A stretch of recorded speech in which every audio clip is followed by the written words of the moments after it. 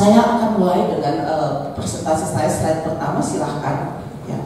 Tentang situasi politik terkini ya, tentang kondisi kebangsaan kita, ini penting bagi kita semua memahami ini. Yang pertama itu adalah menguatnya radikalisme agama akibat globalisasi, ya, ketimpangan ekonomi, polarisasi masyarakat, serta rendahnya literasi agama. Terutama juga karena kita telah dihempas oleh COVID ya, jadi persoalan ekonomi ini menjadi persoalan yang sangat krusial sekarang. Jadi kita nggak sedang baik-baik saja, bagaimana PHK, kemiskinan, pengangguran itu bertumbuh di mana-mana ya. Lemahnya penegakan nilai-nilai demokrasi dan hak asasi manusia dengan alasan kepentingan politik praktis, diskriminasi terhadap minoritas, kelompok rentan, disabilitas itu tetap saja berlangsung ya, itu nggak hilang-hilang.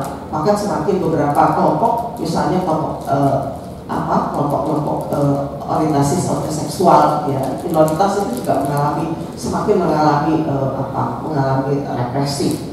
Lemahnya persatuan dan kesatuan bangsa akibat kurangnya solidaritas suku, agama dan kelompok sosial. Lemahnya penegakan nilai-nilai Pancasila. Nah ini dia, kita selalu memandang bahwa Pancasila adalah perkat ya, tetapi upaya-upaya untuk mengimplementasikan nilai-nilai Pancasila itu nggak terlihat secara masif ya di dalam masyarakat kita. Juga law enforcement, menguatnya politik dinasti dan oligarki, ini yang masalah politik dinasti dan oligarki ini menjadi sesuatu yang semakin hari semakin nyata ya di depan mata kita. Kemarin saya ikuti satu perbincangan tentang beberapa wilayah di negara kita ini, beberapa provinsi, beberapa kabupaten yang bayangkan bupati yang berkuasa di situ itu adalah bupati yang dalam satu lingkaran dinasti yang sudah 25 tahun sejak kapan reformasi, 25 tahun itu menguasai kabupaten itu, menguasai wilayah itu. Pertanyaannya apa yang dirasakan oleh masyarakat? Enggak ada. Karena untuk mempertahankan dinasti itu mereka melakukan semua cara, termasuk ya melakukan politik identitas supaya dinastinya tetap berkuasa. Bayangkan 25 tahun kabupaten itu dikuasai oleh orang yang sama dan nggak ada kemajuan apa-apa dan tidak memberikan kesempatan juga kepada orang lain untuk menunjukkan pemimpinannya bahwa mereka bisa melakukan perubahan. Ini terdapat beberapa, saya kalau nggak salah kemarin ada 15 kabupaten atau 25 kabupaten yang seperti itu ya di Indonesia ini mengerikan sebetulnya. Ya kemudian menguatnya, nah ini dia politik identitas. Saya sedang loh ya 2 minggu kemarin Ketua PBNU Gus Yahya itu di dalam sebuah seminar di Kemendagri itu mengakui bahwa di kalangan NU itu salah satu tantangan terbesarnya adalah masih bahwa NU mengalami keterbelahan akibat politik identitas. Mengapa? Karena menurut beliau salah satu adalah karena sentimen ke-NU-an itu telah dieksploitasi sedemikian rupa pada pemilu 2019 dan ini recovery-nya masih belum dilakukan secara sungguh-sungguh. Karena itu menurut beliau salah satu tantangan yang dihadapi NU ya setelah 1 abad ini itu adalah masih menguatnya politik identitas di kalangan NU. Nah kalau NU sendiri mengatakan seperti itu, karena kalau NU sebenarnya ada representasi dari bangsa ini, mayoritas bangsa itu adalah NU gitu. Jadi kalau NU sendiri, dan saya suka sekali ya bahwa Gus Yahya mengaku itu. Saya sedang soal pemimpin itu mengakui sebuah kondisi yang tidak baik-baik saja. Karena itu kalau ada pemimpin mengatakan semuanya oke, semuanya baik, saya pikir ini orang ngerti nggak sih tentang bangsanya, ngerti nggak tentang umatnya. Jadi sebuah pengakuan seperti itu menunjukkan bahwa ada upaya untuk memperbaiki, bahwa kita tidak sedang baik-baik saja gitu.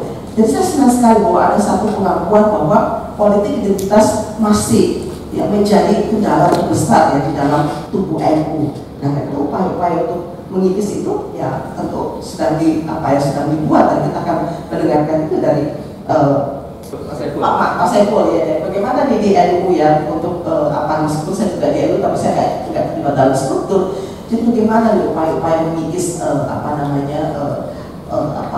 politik identitas itu tadi yang masih sekarang dampaknya itu masih terasa ya. Nah itu juga lemahnya penegakan keadilan sosial di antara 5 sila Pancasila. Keadilan sosial ini yang nggak terwujud-wujud sampai sekarang. Karena kalau kita bicara tentang Pancasila, intinya itu adalah pada keadilan sosial. keadilan sosial itu kalau dilihat itu apa? Adanya prinsip persamaan, persaudaraan, perasaan solidaritas, perasaan sependeritaan dan seterusnya.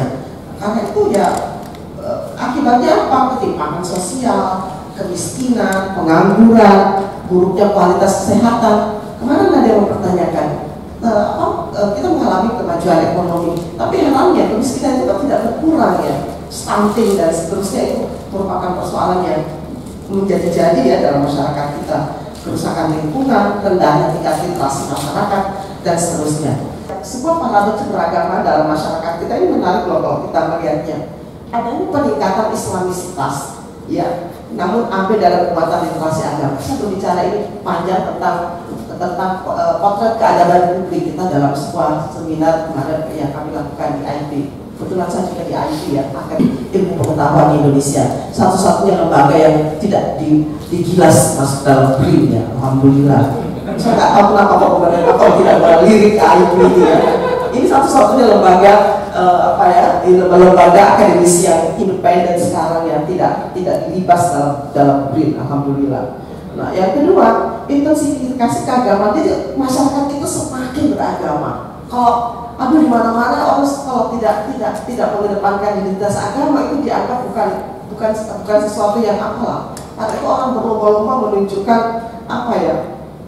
bagaimana agama itu menjadi sebuah pencapaian yang dianggap sebuah keberhasilan. Tapi sayangnya itu minus implementasi etika. Kalau saya melihat sendiri kalau dalam konsep Islam ya, 80% isi Al-Quran itu bicara tentang nilai-nilai etika. Tapi justru itu yang diabaikan dalam kehidupan bermasyarakat. Jadi di mana-mana saya katakan kita semakin beragama, tapi semakin tidak manusiawi. Ya, ini sangat menyakitkan ya sebetulnya. Kesemarakan kehidupan beragama yang penuh aksesoris paradoks dengan kebangkitan moralitas masyarakat yang mengenaskan di semua bidang, di semua level kehidupannya. Bangunan rumah ibadah yang megah, jamaah berlimpah, ditambah lagi dengan ruangan-ruangan ibadah yang disediakan di semua tempat-tempat publik yang termasuk di BNI ini pasti ada tempat untuk musola, untuk apa dan sebagainya. Tapi itu kan tidak membangun spiritualitas dalam masyarakat kita yang aneh. Pada ujungnya kan agama seharusnya membuat kita menjadi lebih berspiritualitas ya. Nah, yang anehnya bangun rumah ibadah ini juga menjadi ikon dalam semua. Saya lihatnya di mana-mana provinsi itu ikon gubernurnya itu adalah membangun masjid. Masjid di Jawa Barat itu 1 triliun loh. Apakah itu ada hubungannya dengan tingkat spiritualitas masyarakat? Kalau 1 triliun itu dibuat untuk menghapus stunting misalnya, karena Jawa Barat itu terkenal dengan tingginya angka stunting masyarakat. Aneh juga sih kalau itu daerah subur ya. Kenapa bisa? Ya, kemiskinan, ya stunting, dan kalau saya sih perkawinan anak ya di Jawa Barat itu sebuah kondisi yang mengenaskan. Tetapi bukannya saya tidak setuju dengan pembangunan masjid. Tentu sebagai seorang muslim saya sangat gembira ya kalau masjid itu dibangun di mana-mana. Tetapi apakah itu prioritas di dalam pembangunan bangsa kita? Nah, apakah tidak lebih baik lebih memaksimalkan fungsi-fungsi dan rumah-rumah ibadah yang sudah ada?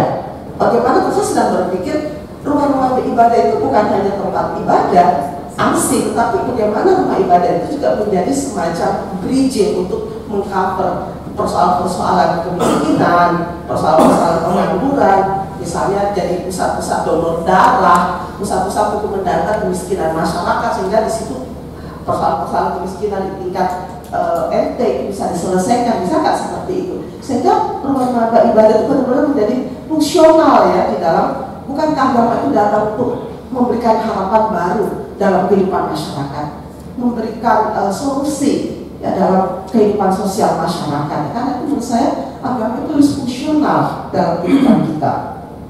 Nah, penyelenggaraan peringatan hari besar keagamaan itu di mana-mana itu mewah ya, bukan hanya dilakukan oleh masyarakat tapi juga oleh negara, oleh pemerintah ya. Nah, sekarang apa yang disebut dengan politik identitas? Next slide please. Nah, biar cepat ya.